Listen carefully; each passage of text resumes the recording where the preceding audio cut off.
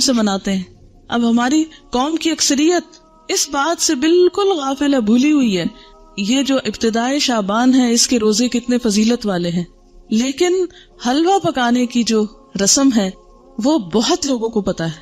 اچھا, اب بعض لوگ یہ بھی کہتے ہیں کہ یہ مردوں کی عید ہے. جی, کسی نے سنا ہے یہ پہلے؟ افسوس کہ ایسی میں نے آپ کو بتا دی ایک غلط بات, لیکن معاشرے میں کچھ جگہوں پر یہ مشہور ہے. تو یہ ہے کہ اس کو مردوں کی عید کہا جاتا ہے. تو اس ضمن میں بھی یہ, ویسے بنیادی طور پر اس دن وہ ختم کا حلوہ ہی پکاتے ہیں اور مردوں کو ثواب پہنچانے کے لیے, اور اس قسم کی رسومات جو ہیں وہ ادا کی جاتی ہیں. اور اس کے لیے دلیل کیا دیتے ہیں؟ بعض کا خیال یہ ہے کہ نبی صلی اللہ علیہ وسلم کا دندان مبارک احد کی جنگ میں شہید ہوا تھا, تو اس وقت آپ سے روٹی نہیں کھائی جاتی تھی, آپ کو حلوہ پکا کر دیا گیا تھا. تو اس لیے ہم بھی حلوہ پکاتے ہیں, یعنی وہ اس سے ریلیٹ کرتے ہیں اس حلوے کو. آپ کو معلوم ہے جنگ احد کب ہوئی تھی؟ شاباش, شوال 2 ہجری میں ہوئی تھی. اب شعبان تو تھا ہی نہیں, یعنی جنگ احد 15 شعبان کو تو ہوئی نہیں. ٹھیک ہے نا؟ تو اب یہ کہنا کہ ہم اس لیے حلوہ کھا رہے ہیں ثواب سمجھ کے کہ وہ آپ صلی اللہ علیہ وسلم نے کھایا تھا اس دن. اور دوسری بات یہ ہے کہ عربوں کے ہاں یہ جس قسم کا آپ حلوہ پکاتے اور کھاتے ہیں اور جو رسم مناتے ہیں, اس طرح کا حلوہ یہ عرب ڈش نہیں ہے. بیسیکلی اس طرح کے حلوے کی ریسیپی فرق ہے. یعنی لفظ حلوہ جو ہے وہاں سویٹ کے لیے, مٹھائی کے لیے بھی استعمال ہوتا ہے اور سویٹس کے لیے بھی استعمال ہوتا ہے, اور گھر میں پکائے ہوئے حلوے کے لیے بھی ہو سکتا ہے. ٹھیک ہے, لیکن یہ جو ہم عام طور پر سوجی کا حلوہ پکاتے ہیں اور ایک خاص طرح سے رنگ وغیرہ بھی ڈال لیتے ہیں بعض اوقات اس میں, تو یہ ہمارے اپنے ذائقے ہیں اور اپنے کھانے پینے کے سلسلے, اور پوری اس کا تو آپ سوچیں بھی نہ. آپ کو معلوم ہے صحابہ کرام نے پہلی دفعہ میدے کی روٹی کب دیکھی تھی؟ نبی صلی اللہ علیہ وسلم کے زمانے میں کبھی میدے کی روٹی پکی ہی نہیں تھی, پکائی ہی نہیں گئی تھی. اور آپ خود کیا تناول فرماتے تھے؟ جو کی روٹی, ان چنے آٹے کی روٹی. آپ کس شوق میں پوریاں پکاتے ہیں پھر؟ یہ کون سی سنت ہے؟ ویسے ٹھیک ہے اپنے رواج کے لیے آپ پکائیں, مگر ایسی چیزوں کو اوائڈ ہی کریں تو بہتر ہے. تو اس لیے یہ کہنا کہ اس دن حلوہ پوری پکانا اس کی کوئی دلیل ہے یا اس کے پیچھے کوئی سنت ہے یا ثواب ہے, تو نہیں, یہ پھر ایک طرح سے بدعت ہو جاتی ہے. اچھا, بعض لوگوں کا خیال یہ ہے کہ اگر کوئی شب رات سے پہلے فوت ہو جائے اور اس کے نام پر حلوہ پوری نہ پکائی جائے تو وہ شخص اس وقت تک مردوں میں ہی نہیں شامل ہوتا. پتہ نہیں کہاں رہتا ہے وہ. پھر آپ اس کے نام پہ پکا رہے ہیں, کتنا ظلم ڈھا رہے ہیں کہ اس کو مردہ ثابت کرنے لگے ہیں یا مردوں میں شامل کرنے لگے ہیں. اسے رہنے دیں کئی جیتوں میں. پھر جی ہاں, قبروں کی لپائی ہوتی ہے باقاعدہ. یہ پچھلے سال میں ملتان میں تھی اور میں نے خود دیکھی اور کچھ تصویر وغیرہ بھی دور سے اتاری کہ جو لوگ, یعنی مجھے یاد ہی نہیں تھا کہ آج 15 شعبان ہے, تو صبح کے وقت ہم گھر سے نکلے, اتنے لوگ قبرستان میں, اتنے لوگ. میں نے کہا خیر ہو, اتنے لوگ نعوذ باللہ کوئی اندر دفن ہو رہے ہیں, یہ کیا ہو رہا ہے؟ سچ مجھے پہلے نہیں سمجھ آئی کہ اتنا کیوں اس میں رش ہے نا. پھر تھوڑا سا ہم آگے گلی, وہ ہمارے ایک رشتے دار ہیں, ان کا گھر اس طرح ہے کہ جب ان کے گھر سے نکلتے تو گلی کے دائیں بائیں قبرستان ہے, پھر باہر مین سڑک پر آ جاتے ہیں تو پھر وہاں سے بھی نظر آتا ہے. جب ہم گلی سے نکل کے مین سڑک پہ پہنچے تو وہاں ایک سبیل لگی ہوئی تھی, تو اس سے پتا چلا کہ یہ عید کی طرح کا کوئی موقع ہے. اور پھر لوگ باقاعدہ لپائی کر رہے تھے, بچے بھی اور بڑے بھی قبریں لیپ رہے تھے, اور پھر کو پھول ڈال رہے تھے, اور کوئی رات کو وہ چراغاں کر رہے تھے. اب میں یہ سوچ رہی تھی کہ اگر ساری قوم سال میں ایک دن قبرستان کی صفائی کرنے لگتی ہے یا قبرستان میں جا کے لپائی اور اس پہ لگ جائے, تو آپ دیکھیں کہ باقی کام کتنے رہ جائیں نا. اور پھر ہوتا کیا ہے, جب تک وارث جیتے ہیں کوئی لپائی آ کے کر دیتا ہے, جب وہ بھی چلے جاتے ہیں تو ختم ہو جاتا ہے سلسلہ. اب قبروں کو پکا کرنا یا ان کی بار بار لپائی کرنا, یہ بھی کوئی سنت نہیں ہے. قبروں کو اونچا کرنا اور ان کو بہت نمایاں کرنا اور ان کی بہت اس طرح کی کیئر کرنا جو ہے, اس کا ہمارے دین میں تصور نہیں ہے. مردوں کا احترام لازم ہے, اس کے لیے اچھی گہری قبر کھودنے کے لیے کہا گیا, کھود کے پھر اس کے سائڈ پر زمین کھود کے بغلی قبر کا بھی حکم آتا ہے. وہ زیادہ بہتر ہے بنسبت اس کے کہ آپ تھوڑی سی قبر کھود کے اور پھر اوپر سے سنگ مرمر لگائیں یا کوئی اور, یہ چیزیں پھر ایکسٹرا ہیں. اس سے وقت بھی سرمایہ بھی ضائع ہوتا ہے. مردوں کو جو چیز فائدہ دیتی ہے وہ حلوہ پوری نہیں ہے, وہ آپ کی دعا ہے جس کے لیے آپ 15 شعبان کا انتظار نہ کریں. کب کریں وہ دعا؟ ہر روز کریں. ہر روز نماز پڑھیں اور کہا کریں ربنا اغفر لی ولوالدی وللمؤمنین. اس میں سارے قبروں والے آ جاتے ہیں. وللمؤمنین یوم یقوم الحساب. صرف قبروں کے اندر والے نہیں آتے، باہر والے بھی آتے ہیں. المؤمنین اتنی تو گرامر پڑھ لی ہے نا. ال لگ جائے اور پھر جمع کا بھی ہو ساتھ، سارے مومن آ جاتے ہیں، زندہ ہو کے من الاحیاء والاموات سب آ جاتے ہیں. تو بنیادی طور پر اس رات میں نہ تو کوئی حلوہ پکانے کا حکم ملتا ہے اور نہ ہی دن کو قبروں کی لپائی کا حکم ملتا ہے، اور نہ ہی اس قسم کی کوئی خاص اس دن کی کوئی عید ہے. اور پھر اسی طرح یہ ہے کہ بعض لوگ اپنے گھروں کی خاص صفائی کرتے ہیں اس دن. ہو سکتا ہے آپ لوگ نہ کرتے ہوں، لیکن یہ رواج بھی ہے. اور ایک مخصوص جگہ پہ حلوہ چپاتی رکھتے ہیں، یہ لپائی وغیرہ کر کے، تو ایک خاص کارنر جیسے ہوتا ہے. اور بعض لوگ اس کے ساتھ موسمی پھل اور مٹھائیاں وغیرہ بھی اس جگہ یعنی ایک سجاوٹ کرتے ہیں، بوفے کی طرح بنا لیتے ہیں اس کارنر کو. اور پھر ساتھ یہ بھی کہتے ہیں کہ لبان اگر بتی بھی تھوڑی سی ساتھ جلاتے ہیں کہ یہ مردوں کی فاتحہ ہو رہی ہے. آپ دیکھیں کہ مردے کو کیا کیا چیز فائدہ دیتی ہے. جب ایک شخص فوت ہو جاتا ہے تو کیا کیا چیز کرنی چاہیے؟ جی آپ فرمائیے.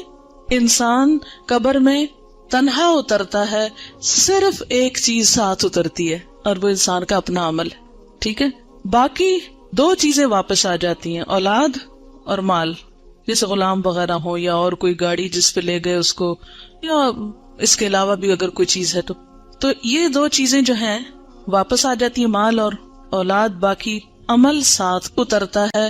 ایک چیز، صرف ایک چیز، اگر وہ تھوڑے بہت کمی بیشی ہے تو پیچھے والے اب اس کے حصے کے عمل تو نہیں کر سکتے، لیکن ایک چیز، صرف ایک چیز، اگر وہ تھوڑے بہت کمی بیشی ہے تو پیچھے والے اب اس کے حصے کے عمل تو نہیں کر سکتے، لیکن نمبر 1 دعا کر سکتے ہیں جو مردے کو فائدہ دے گی.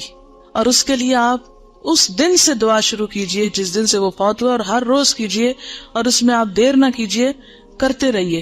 دوسری چیز، علم ينتفع به، ایسا علم جس سے لوگ فائدہ اٹھائیں، یعنی اس کے نام پر سے مراد یہ کہ اس کی طرف سے آپ کیا کریں، کسی بچے کو پڑھا دیں، کوئی اسکول بنوا دیں، کوئی کتابیں آپ لے کے لوگوں کو کوئی لائبریری میں رکھوا دیں، کوئی بھی علم کا کام، یا اس نے خود جو کچھ پڑھایا تھا اپنے اسٹوڈنٹس کو، یا کتابیں لکھی، یا کوئی اور اسی طرح کی چیز تیار کی. اور تیسری چیز جو اس کو فائدہ دیتی ہے وہ کیا ہے؟ صدقہ جاریہ.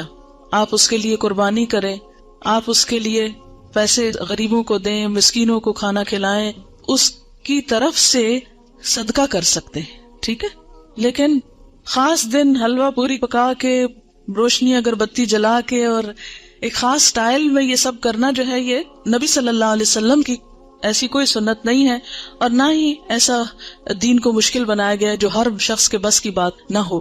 یعنی ہمارا دین ایسا نہیں کہ کچھ لوگ تو اس پر عمل کر سکے اور کچھ اس پہ عمل کے قابل ہی نہ ہو. اب ہر شخص تو حلوہ پوری پکا نہیں سکتا. مثلاً میں حلوہ تو شاید پکا لوں مگر پوری نہ پکا سکوں. آپ میں سے میرے خیال اکثریت روٹی بھی نہیں پکانا جانتی ہوگی. جب سے میں ہاسٹل میں رہ رہی ہوں تو میں نے اکثر لڑکیوں کی روٹی بنانی ٹیسٹ کی ہے، اور صحیح روٹی نہیں بنانی آتی، جو ہم میں سے ہر کوئی ہر روز کھاتا ہے. ہمارا اسٹیپل فوڈ ہے.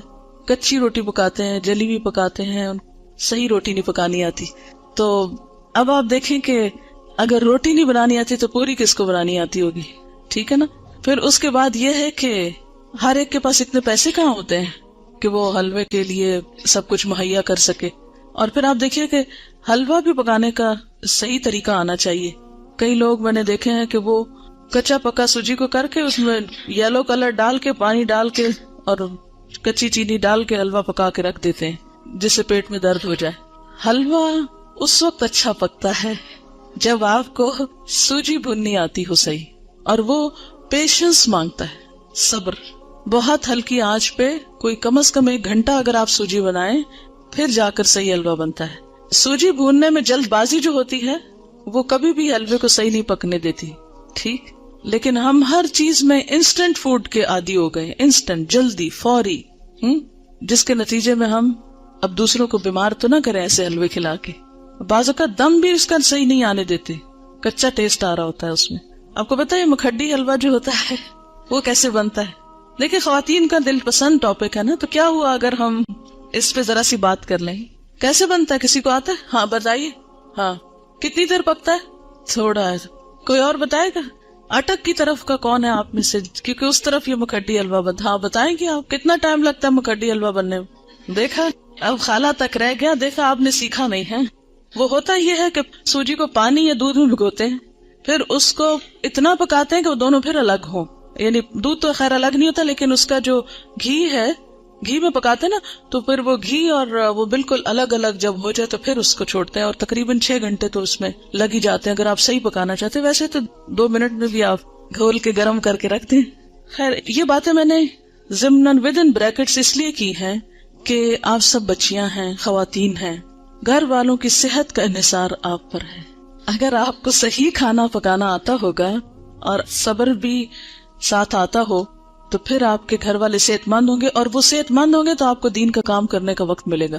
تو یہ جو صحیح کھانا پکانا آنا یہ بہت بڑی نعمت ہے، اور اس پر وقت لگائیں اور اس کو سیکھیں اپنے والدین اور خالہ وغیرہ سے، کیونکہ ایسا نہ ہو کہ یہ زبان تو ہماری جا ہی رہی ہے، ویسے آدھی اردو بولتے ہیں آدھی انگریزی بولتے ہیں. اب کھانوں میں بھی ہم نے کچھ چائنا سے منگا لیے ریسیپیز، کچھ ادھر ادھر سے. اب وہ کھانے کے سٹائل بھی بدلتے جا رہے ہیں. حالانکہ بیسٹ فوڈ جو ہے الحمدللہ ہمارے اس کانٹیننٹ کا ہے کہ جو بہت اچھی طرح ویل کوکڈ اور ٹیسٹ کے حساب سے بھی اچھا ہوتا ہے. لیکن افسوس یہ کہ اب ہم آؤٹ ڈور ایٹنگ کے اتنے عادی ہو گئے ہیں کہ ہمیں گھر میں پکانا اچھا ہی نہیں لگتا نا. اور اکثر لڑکیوں کو یہ کہتے سنا گیا آئی ہیٹ کوکنگ. دین والی کوئی لڑکی یہ زبان سے بات نہ نکالے، ٹھیک ہے؟ کیوں نہ نکالے؟ وجہ آپ کو پتا ہے کہ کھانا کھلانا کون سے کاموں میں سے؟ جی ہاں، تو یہ صرف غریب کو کھانا کھلانا نہیں، اپنے گھر کے غریبوں کو کھلانا جو ہے وہ بھی ایک بہت بڑی نیکی کا کام ہے. تو ہیٹ کوکنگ کہنے کی بجائے، لیکن اعتدال اس میں بھی، یہ نہیں کہ پھر آپ کچن سے نہ نکلیں. اور اس میں ایک سادہ غذا ہو لیکن ویل کوکڈ، نیوٹریشس، جس سے آپ کی صحت، آپ کے بچوں کی صحت درست رہے. اگر وہ درست رہے گی انشاءاللہ آپ کے پاس وقت زیادہ ہوگا، پھر آپ دین کا کام زیادہ اچھی طرح کر سکیں گے. ٹھیک ہے نا؟ یہ بات میں اپنے تجربے سے آپ کو بتا رہی ہوں. جی آپ کچھ کہنا چاہ رہی؟ جی دعا کر سکتے ہیں. اللہ تعالیٰ کے لیے کیا مشکل ہے؟ وہاں تو ہے نا اس کے پاس، جدھر چاہے ڈال دے. یمحو اللہ ما یشاء ویثبت. کیا مطلب اس آیت کا؟ یمحو اللہ ما یشاء ویثبت، مٹا دیتا ہے جس چیز کو چاہتا ہے اور باقی رکھتا ہے جس کو چاہتا ہے. اس میں جو چاہے وہ تبدیلی کر سکتا ہے. وَعِندَهُ أُمُّ الْكِتَابِ، اور اس کے پاس ہے اصل کتاب. سب کی تقدیریں اس کے ہاتھ میں ہے. جس کو جو چاہے عطا کر دے اور جس کے حصے سے جو چاہے کراس کر دے کہ نہیں یہ اس کو نہیں دینا. اچھا جناب، پھر اس کے بعد یہ ہے کہ بعض لوگوں نے یہ بھی بات مشہور کر رکھی ہے کہ میت کی روح 40 دن گھر آتی رہتی ہے، اور مومنین کی روح جمعہ کی رات کو، شب برات کو اور عیدین کو اپنے گھروں پہ آتی ہے. یہ بات مشہور ہے کہ اس دن روحیں آتی ہیں. ایک تو جمعرات کے دن آتی ہیں، اور ایک جو ہے عیدوں کو آتی ہے اور شبرات کو آتی ہیں. حالانکہ اس کے پیچھے کوئی دلیل نہیں ہے، یہ ہمارا اپنا خیال ہے. دیکھیں وہ کس لیے آئیں گے، کیا کرنے آئیں گے؟ ان کا دنیا سے کوئی رشتہ، کوئی تعلق، ان کو تو کوئی انٹرسٹ ہی نہیں رہتا یہاں سے. جو نیک لوگ ہوتے ہیں وہ کہتے ہیں شکر ہے ہماری جان چھوٹی اس مصیبتوں کے گھر سے، اس قید خانے سے. اور جو برے لوگ ہوتے ہیں وہ جتنا بھی چاہیں کہ آ کے واپس کوئی اچھا عمل کر سکے تو آ نہیں سکتے. سورۃ المؤمنون میں آپ نے ایک آیت پڑھی ہوگی، وَمِن وَرَائِهِمْ بَرْزَخٌ إِلَى يَوْمِ يُبْعَثُونَ. جو روح ایک دفعہ آگے چلی گئی، ان کے پیچھے برزخ حائل ہو گیا، پردہ حائل ہو گیا. کب تک؟ إِلَى يَوْمِ يُبْعَثُونَ، اس دن تک جبکہ یہ بالکل ایسے جیسے بچہ پیدا ہونے کے بعد واپس نہیں ماں کے پیٹ میں جا سکتا، ایسے ہی دنیا سے جانے کے بعد انسان دنیا میں نہیں آ سکتا. اتنا ہی محال ہے. جیسے بچے کی پیدائش میں ماں کو ایک تکلیف اٹھانی پڑتی ہے نا، تو مرتے وقت جب انسان کی روح نکلتی ہے تو خود اس کو یہی کرب سے گزرنا پڑتا ہے. تو روح بھی آپ دیکھیں کہ بہت سے وہ لوگوں کے مرتے وقت کے حالات سنے ہوں گے، پڑھے ہوں گے. ایک ڈاکٹر مودی شاید، اس نے شاید 120 لوگوں کے موت کے واقعات لکھے ہوئے ہیں. تو وہ تجربہ یہ بتاتے ہیں کہ جیسے ایک گیٹ کھلتا ہے اور اس میں ہم جا رہے ہیں، ٹریول کر رہے ہیں، آگے کو جا رہے ہیں. تو بات یہ ہے کہ جو آگے چلا جاتا ہے وَمِن وَرَائِهِمْ بَرْزَخٌ، پیچھے آڑ آ جاتی ہے اور دروازہ بند کر دیا جاتا ہے. اب دنیا میں نہیں کوئی آتا، اور انہوں نے کرنے بھی کیا آنا ہے. اور کہیں سے ثابت بھی نہیں ہے قرآن سے کہ روحیں ہمارے گھروں میں واپس آ کے رہتی ہے. ٹھیک ہے نا. اور آپ ذرا سوچیں تھوڑی دیر کے لیے کہ اگر آپ کو مرنے کے بعد آپ کے گھر میں بار بار آنے کی اجازت دی جائے تو آپ کا حال کیا ہوگا؟ بتائیے ذرا. آپ دیکھیں گے آپ کا سامان کسی کے پاس چلا گیا، آپ کی چیزیں کسی نے توڑ دی ہیں، آپ کی چیزیں کسی نے پھینک دی ہیں، خراب کر دی ہیں، تو آپ دیکھ دیکھ کے کیا کریں گے؟ ذرا سوچیں، اپنے آپ کے لیے سوچیں کہ آپ مرنے کے بعد پھر آئے دنیا میں، اور عید کو بھی آتے ہیں، اور شبرات پہ بھی آتے ہیں، اور جمعرات کو بھی آتے ہیں، اور 40ویں پہ بھی آتے ہیں. تو پھر آ کے آپ کیا کرتے ہیں؟ کیا کریں گے آ کے؟ کتنی حسرتیں ہوں گی نا. تو کیا آپ سمجھتے کہ اللہ تعالیٰ بندوں کو اس طرح حسرتوں میں مبتلا کرتا ہے کہ واپس بھیج کے، یعنی سارے تو عید کے کپڑے پہن کے کھڑے ہوں اور ہم دور کھڑے دیکھتے رہے ہیں کہ یہ عید منا رہے ہیں اور ان کو ہم بھول گئے، ہمیں یاد ہی نہیں کرتے اب یہ. اور پھر ہمارا دل چاہے گا کہ ہم کسی کو گلے ملیں، یہ جو آپس میں ہم ہی ملیں تو مل نہیں سکیں گے. اور پھر کسی کو دیکھ کے دل چاہے گا کہ اس سے بات کریں، بات ہی نہیں کر سکیں گے. تو یہ بات عقل کو بھی نہیں لگتی کہ کوئی مرنے کے بعد پھر دنیا میں آئے، اور پھر آئے بھی خاص اوکیزنز پہ جب لوگ خوشیاں منا رہے ہو اور آپ مر کے آ کے ان کے سر پہ دیکھ رہے ہو حسرت سے. کس قدر افسوسناک بات ہے. تو اور پھر یہ تو چلو ویسے ہم سوچ رہے ہیں نا کہ اگر وہ if it is possible تو how does it look like، لیکن قرآن میں بھی کہیں نہیں لکھا ہوا اور حدیث میں بھی کہیں اس طرح نہیں پتا چلتا. ہاں یہ ہے کہ مردہ جب قبر میں ہوتا ہے نا تو اس کے حساب کے لیے اس کو واپس روح لوٹائی جاتی ہے، اس کو اٹھا کے بٹھایا جاتا ہے. اور وہ جو ایک کنیکشن ہے نا مردے کا قبر میں اور برزخ میں، وہ ایک خاص کنیکشن ہے. جیسے ہمارے پاس ایک ٹیلی فون ہے اور ایک کسی اور جگہ پر ہے تو وہ ایک خاص وائر کے ذریعے کنیکشن ہے. تو جسم اور روح کا ایک کمیونیکیشن کو ہو سکتا ہے آپس میں، لیکن وہ قبرستان کی حد تک ہو جائے تو ہو جائے، کیونکہ وہاں سزا جزا کا ایک کنسپٹ موجود ہے قبروں کے اندر. لیکن عام گھروں میں اور گھروں کے اندر آ کر، اور پھر یہ کہ کچھ روحیں بھٹکتی ہیں اور کچھ روحیں دوسروں کے اوپر مسلط ہو جاتی ہیں، اور یہ سب جنات ہوتے ہیں جن کو انسانی روحیں سمجھ کر وہ کیا جاتا ہے. اور بعض اوقات شیاطین دھوکہ دیتے ہیں انسانوں کو، کیونکہ بعض لوگ کہتے ہیں نا مجھے بالکل ابھی خوشبو آئی تھی اور مجھے ایسے لگا جیسے مجھے کسی نے آواز دی ہے، اور مجھے بالکل وہ تو میرے بھائی جیسا ہی تھا، کوئی مجھے ہیولا نظر آیا گھر میں، اور یہاں خانہ کعبہ میں نظر آیا فلاں، وہ تو فوت ہو چکا. یہ سب اگر آپ نے سائیکالوجی پڑھی بھی ہو تو اس میں آپ نے پڑھا ہوگا، التباس کے بارے میں پڑھا ہوگا، ہیلوسینیشن وغیرہ کے بارے میں. خیر وہ ایک اور ایکسٹریم پہ لے جاتے ہیں. لیکن بیسیکلی یہ ہے کہ جو شیاطین ہوتے ہیں، جنات ہوتے ہیں، وہ بھی بعض اوقات انسان کو دھوکہ دیتے ہیں، ایسی باتیں ان کو بھٹکانے کے لیے، بہکانے کے لیے، ان کا عقیدہ خراب کرنے کے لیے، بگاڑنے کے لیے ان کو بھول بھلائیوں میں ڈالتے ہیں، ان شکلوں میں آ جاتے ہیں. ٹھیک ہے نا. تو جو چیز قرآن سنت سے ثابت نہیں، بس اس پہ خاموشی اختیار کی جائے، نہ کہ اس کے آگے ایک نیا دین گھڑ لیا جائے اور پھر کھانے پکا لیے جائیں. اب دیکھیں مردہ خود تو وہ حلوہ کھا نہیں سکتا اور ہم اس کو خوش کرنے کے لیے حلوہ بنا رہے ہیں. اب مثلاً آپ کسی کے گھر میں جائیں اور وہ کہیں ہم نے آپ کو خوش کرنے کے لیے یہ سب کچھ پکایا ہے اور کھانے نہ دیں آپ کو، یا آپ کھا نہ سکیں اس کو، آپ کتنے خوش ہو کے لوٹیں گے؟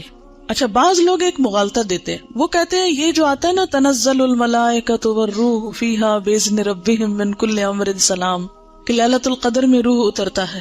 تو اب آپ بتائیں کہ اس روح سے مراد کون سا ہے؟ اگر اس روح سے مراد مرے ہوئے لوگوں کی روح ہے تو پھر ان آیتوں کے بارے میں کیا کہیں گے؟ نزل بہ الروح الامین، روح سے مراد کیا ہے قرآن پاک میں؟ جبرائیل علیہ السلام کے لیے یہ لفظ استعمال ہوا ہے، اذ ایدتک بروح القدس قل نزلہ روح القدس نزل بہ الروح الامین تعرج الملائکۃ والروح یوم یقوم الروح والملائکۃ صفا، اور پھر تنزل الملائکۃ والروح سورۃ القدر میں. تو یہ جو روح اترتی ہے اس سے مراد مردوں کی روحیں نہیں ہیں، یہ خاص روح مراد ہے، اور اس سے مراد جبریل امین ہے. ٹھیک ہے. اسی لیے خود قرآن پاک پڑھنا کتنا ضروری ہے، ورنہ اس طرح کی باتوں سے لوگ عموماً کیا ہوتا ہے. اچھا پھر جناب بات یہ ہے کہ نبی صلی اللہ علیہ وسلم کی 22 سالہ زندگی میں یہ دن آتا رہا ہے 15 شعبان جس کو ہم شبرات کہتے ہیں، لیکن کبھی بھی آپ نے یہ کام نہیں کیے، نہ کوئی آتش بازی کی ہے اور نہ ہی کوئی حلوے پکائے ہیں، نہ ہی کوئی اس قسم کے اور کوئی تصورات ہمیں دیے ہیں، نہ اپنے عمل سے اور نہ ہی اپنے قول مبارک سے. اور یہ جو اس رات کو چراغوں کی روشنی ہے یہ بھی اسراف میں شامل ہوتی. لوگ گھروں پر موم بتیاں لگاتے ہیں نا، کبھی دیکھیے موم بتیاں، اور پھر اس کو بھی آہستہ آہستہ عید کا نام دے دیا ہے. اب دیکھیں کہ عیدیں بڑھانے پر بہت ہمارا زور ہو گیا. مثلاً عید میلاد النبی ایک بنا لی ہے، ایک شبرات کو مردوں کی عید کہہ کے عید بنا لیا ہے، 2 عیدیں پہلے تھی جو آپ صلی اللہ علیہ وسلم نے بنائی، وہ تو اصل عید ہے. تو کیا یہ زیادتی کی بات نہیں ہے کہ دین میں اضافے کرتے چلے جا رہے ہیں؟ یعنی آپ نے تو اس کو عید نہیں کہا، نہ سیلیبریٹ کیا، اور ہم اس کو عید کے طور پہ سیلیبریٹ کر رہے ہیں. اصل میں ہندوؤں کے ہاں ایک دن ہوتا ہے دیوالی کا، اس میں اس قسم کے کام ہوتے ہیں. مخصوص گھر لیپا پوتی کرتے ہیں، مخصوص کارنر پہ کھانے حلوے پکا کے رکھتے ہیں، چراغاں کرتے ہیں. اب ہمیں اسلام میں آ کر کچھ اس قسم کے فنکشنز کرنے تھے اور کچھ ایسے ہمیں آلٹرنیٹ تلاش کرنے تھے، تو وہ ہم نے اس شکل میں کر لی. کیونکہ ہم لوگ بیسیکلی تو سب یہاں جو ہمارے آبا و اجداد ہیں وہ ہندوؤں سے مسلمان ہوئے نا، یا سکھوں سے مسلمان ہوئے، کیونکہ اس علاقے کے لوگ جو ہیں بنیادی طور پر یہاں کا جو ہندوازم ہے یہ قدیم ترین مذہب ہے اس علاقے کا. تو ان کی اولادیں ہونے کے ناطے سے پھر بہت سے لوگ جب اکثریت میں مسلمان ہونے لگتے ہیں تو عموماً کیا ہوتا ہے، وہ کلمہ تو پڑھ لیتے ہیں لیکن طریقے وہی ہوتے ہیں، اور بعض اوقات نئے دین میں آ کر بھی پرانے دین کی چیزوں کو کہیں نہ کہیں فٹ کر دیتے ہیں. جیسے نئے گھر میں آپ جاتے ہیں تو پچھلے گھر کی چیزیں کہیں نہ کہیں لٹکا دیتے ہیں، کوئی ادھر کوئی ادھر. تو یہی کچھ ہمارے ساتھ بھی ہوا ہے. اور پھر یہ ہے کہ آتش بازی جو ہے اس میں جان کا نقصان بھی ہے، مال کا نقصان بھی ہے، ویسے بھی خطرہ ہے کہ کسی کو آگ لگ نہ جائے، یا خاص طور پر جو فائر ورکس کرتے ہیں. یہ تھی چند باتیں جو اس حوالے سے آپ سے کرنا تھی. اس کے ساتھ ہی جو کچھ کوشچنز ہیں میں ان کے جواب دے دیتی ہوں. ایک اور غلط فہمی بھی اس دن کے بارے میں ہے جس کا ذکر کرنا ضروری ہے. بہت سے لوگ یہ سمجھتے ہیں کہ اس رات کو تقدیر کے فیصلے ہوتے ہیں، 15ویں شعبان کو، ٹھیک ہے، کہ تقدیر لکھی جاتی ہے، اور اس کو کر دیتے ہیں مکس کس کے ساتھ؟ لیلۃ القدر کے ساتھ. لیلۃ القدر جو ہے وہ رمضان کی رات ہے. قدر کا کیا معنی ہے؟ نمبر 1 تقدیر، نمبر 2 اندازہ، نمبر 3 تنگ ہونا. اس رات اتنے فرشتے اترتے ہیں کہ زمین تنگ ہو جاتی ہے ان کے لیے. نمبر 2 یہ کہ وہ بڑی قدر و قیمت والی رات ہے کہ قرآن نازل ہوا تھا، انا انزلناہ فی لیلۃ القدر. اچھا، تیسری بات یہ ہے کہ اس لیلۃ القدر میں تقدیر جو ہے بندوں کی وہ فرشتوں کے حوالے کی جاتی ہے. تنزل الملائکۃ والروح فیہا باذن ربہم من کل امر. تو سارے امور جو ہے زمین پہ جن کی ایگزیکیوشن ہونی ہے وہ فرشتوں کے سپرد، یعنی سال کا بجٹ دیا جاتا ہے. یہ سارے کام رمضان کے آخری عشرے کی کسی ایک طاق رات کو ہوتے ہیں جس کو لیلۃ القدر کہا جاتا ہے. یہ 15 شعبان کو نہیں ہوتے. ٹھیک ہے، بات یہ ہے کہ قرآن پاک میں آتا ہے وَمَا نَهَاكُمْ عَنْهُ فَانْتَهُوا، جس چیز سے نبی صلی اللہ علیہ وسلم روکے اس سے رک جاؤ. ٹھیک ہے، تو آپ جب روکتے ہیں ایک بات سے کہ 15 کے بعد نہیں روزہ رکھو، تو پھر ہم یہ نہیں کہیں گے چونکہ آپ نے رکھے تو ہم آپ کی سنت فالو کر رہے ہیں. ٹھیک ہے، اچھا یہ لکھے ہوئے سوالوں کے جواب دے دیں. شعبان کے پہلے 15 دنوں میں پورے 15 دن کے روزے رکھ سکتے ہیں اگر آپ چھٹی نہ کر لیں روزہ رکھ کے، یا دیر سے نہ آنا شروع کر دیں. کیونکہ ہوتا یہ ہے کہ آپ پھر ایڈوانٹیج لے جاتے ہیں کہ ہم روزے سے ہیں اس لیے ہم نے ہوم ورک نہیں کیا یا ٹیسٹ نہیں دے رہے.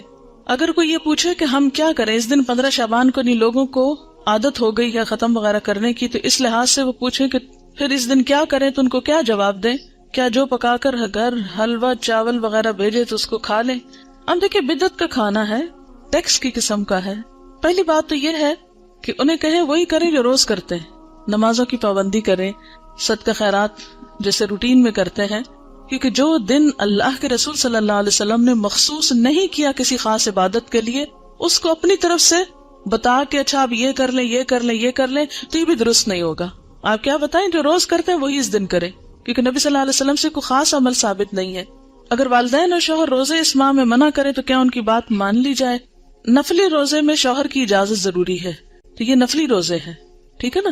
اللہ یہ کہ آپ کو فرض پورا کرنا ہے، پچھلا قضا کرنا ہے، وہ تو پھر آپ نہیں کسی کی بھی مانیں گے. لیکن نفلی روزے میں بیوی کے لیے شوہر کی اجازت ضروری ہے لیکن والدین کی ضروری نہیں ہوتی. What's your grandson's name؟ چلے میں آیت ایک پڑھتی ہوں، آپ بتائیے. لم نجعل لہ من قبل سمیہ. جی یہ نام اللہ تعالیٰ نے خود رکھا تھا نا حضرت یحییٰ کا. چلیے اگر کسی عورت کے پچھلے رمضان کے فرض روزوں کی قضا باقی ہو، وہ روزے رکھنے کی طاقت رکھتی ہو، تو 15 کے بعد رکھ سکتی ہے یا قطعی ممنوع؟ دیکھیں قطعی ہے یا نہیں، جب پسندیدہ یہی ہے کہ نہیں رکھے، الا یہ کہ قضا رہتے ہیں تو کچھ قضا پہ شوال میں جا رکھے. ٹھیک، روحیں اگر اس طرح نہیں آتی تو پھر ان کے بارے میں آپ کیا کہیں گی جو لوگ روحوں کو بلاتے ہیں اور ان سے باتیں کرتے ہیں؟ میں نے خود بھی کئی دفعہ یہ ایکسپیرینس کیا ہے یہ ایکسپیرینس میں بھی کر چکی ہوں، ایسی بات نہیں ہے، لیکن یہ سب جنات ہیں. مرے ہوئے لوگوں کی روحیں نہیں آتی، جنات ہوتے ہیں جو آس پاس گھومتے پھرتے رہتے ہیں، جن کو ہمارے حالات پتا ہوتے ہیں، اور وہ اس کے اندر آ کے جو باتیں ہمیں معلوم ہوتی ہیں وہی وہ ہم جو پوچھتے ہیں وہ کچھ نہ کچھ اوٹ پٹانگ بتاتے رہتے ہیں. It's just waste of time, کوئی فائدہ نہیں، علم لا ینفع ہے. اور کئی لوگ 40 دن تک لائٹ نہیں آف کرنے دیتے کہ جو فوت ہوا شخص ہے وہ واپس آتا ہے. تو دیکھیں آپ کو اندھیرے میں اپنے گھر کا راستہ ملتا ہے؟ اتنی جب ڈارک رات ہو جاتی ہے، چلو شہر میں تو پھر بھی روشنی ہوتی ہے، گاؤں وغیرہ میں تو اندھیرا ہو جاتا ہے. چلو کوئی بات نہیں، وہ تو غریب کو، لیکن 40 دن نہ مقرر کرے. جتنی توفیق ہے 1 دن میں دے دیں، 2 دن دیں، 40 دیں، سارا سال دیں، ساری زندگی دیں، صدقہ کرنے میں کوئی حرج نہیں ہے. لیکن مخصوص نہ کریں کہ صرف 40 دن اور وہ بھی ایک مخصوص جگہ پر ہی بھیجنا ہے اور پکا کے بھیجنا ہے. آپ کچا راشن بھی دے سکتے ہیں، آپ کسی کو کپڑا بھی دے سکتے ہیں، آپ کتابیں لے کے دے سکتے ہیں، آپ کہیں کسی بیمار کا علاج کرا سکتے ہیں. یعنی صدقے کی تو بہت ساری قسمیں. دیکھیں یہ شب رات، شب کا مطلب بھی رات ہے اور رات کا مطلب بھی رات ہے. کیا وہ رسا اپنے مردے رشتہ داروں کی کچی قبروں کو سال میں کسی دن بھی لیپ کر سکتے ہیں اگر کوئی خاص دن مقرر نہ کریں، بلکہ اس نیت سے کریں کہ قبر بیٹھ نہ جائے، دب نہ جائے. دیکھیں اس میں اصول یہ ہے کہ مردے کی جو حرمت ہے، ٹھیک ہے نا، مرے ہوئے انسان کی بہت عزت ہے، حرمت ہے، اسی لیے اس کو نہلاتے ہیں. حالانکہ مر گیا تو آپ کہیں اب تو مر گیا، کیا فائدہ اس نے جانا تو مٹی میں نہلانا کس لیے. لیکن کتنا احتیاط سے نہلاتے ہیں، صاف ستھرا کرتے ہیں، پوچھتے ہیں، کفن میں لپیٹتے ہیں، پھر زمین میں اس کو دفن کرتے ہیں. یہ سب کچھ کس لیے ہے کہ انسان جانوروں کا نشانہ نہ بنے. اگر ایسے ہی جا کے رکھائیں کہیں ہم مردے کو، دفن نہ کریں تو کیا ہوگا؟ جانور کھا جائیں گے نا اس کو، کوے ٹھونگے ماریں گے اس کی آنکھوں میں، اس کا دماغ پھاڑیں گے، کتنا اس کا. وَلَقَدْ كَرَّمْنَا بَنِي آدم، بنی آدم کو ہم نے عزت عطا کی ہے. انسان خواہ زندہ ہو یا مردہ اس کی عزت ہے، حرمت ہے. تو دفنانے کی حکمت کیا ہے؟ حرمت نہیں پامال ہو. مٹی سے بنا ہے، مٹی میں واپس چلا جائے، وہ اس کے لیے معزز ترین مقام ہے. ٹھیک ہے نا. اب اگر کہیں آپ دیکھتے ہیں کہ قبر اس طرح بارش میں بھیگ گئی کہ جسم ایکسپوز ہو گیا مردے کا، تو اس کو دوبارہ دبانا، اس کے اوپر مٹی ڈالنا، اس کی لپائی اگر کرنا چاہیے کچھ بھی، تو دیٹس اوکے. یعنی اس حد تک تو ٹھیک ہے. آپ کو معلوم ہے ایک سیلاب آیا تھا، اس میں مجھے بتایا گیا تھا ایک علاقہ ہے شاید پنڈ دادن خان یا کون سا، کہ اس میں اتنا زور کا سیلاب تھا کہ زندہ گائے بھینسیں تو جو ڈوبی سو ڈوبی، جو مردے تھے وہ قبروں سے نکل کے تیرنے لگے تھے. جی ایسا ہوا تھا. یہ لئی نالے کا جو تھا، جی آپ نے دیکھا یا سنا اس وقت جب یہ ایسا دیکھا بھی تھا. تو اب آپ دیکھیں ایسے اگر نظر آ جائے تو کیا حکم ہے کہ اس مردے کو یعنی دوبارہ دفنایا جائے، اس کی قبر درست کی جائے، اس کو جانوروں کے حوالے نہ کیا جائے. اسی لیے آپ دیکھیں کہ اگر مردہ بچہ بھی پیدا ہوتا ہے نا، یا ادھورا بچہ بھی پیدا ہوتا ہے، ناقص بچہ بھی پیدا ہوتا ہے، تو اس کو بن میں یا کہیں کوڑے کے ڈھیر پہ نہیں پھینکتے. آپ لڑکیاں ہو اس لیے آپ کو یہ بات پتا ہونی چاہیے. بعض اوقات کیا ہوتا ہے کہ بچہ ابارٹ ہو جاتا ہے نا، مس کیریج ہو جاتا ہے نا، اور بہت چھوٹا ہوتا ہے کہ ابھی بعض اوقات اس میں روح پڑی ہوتی ہے، بعض بہت چھوٹا سا. ایون اگر مضغہ کی سٹیج بھی ہو، مضغہ کی سٹیج پر بھی ایسی کوئی تکلیف ہو کہ انسان نہیں بنا، شیپ نہیں بنی، بازو نہیں بنے، لیکن بوٹی پوری بن چکی ہے، تو بھی اس کو بن میں نہ ڈالیں. کیا کریں؟ یا کہیں زمین کھودیں اور اس کے اندر.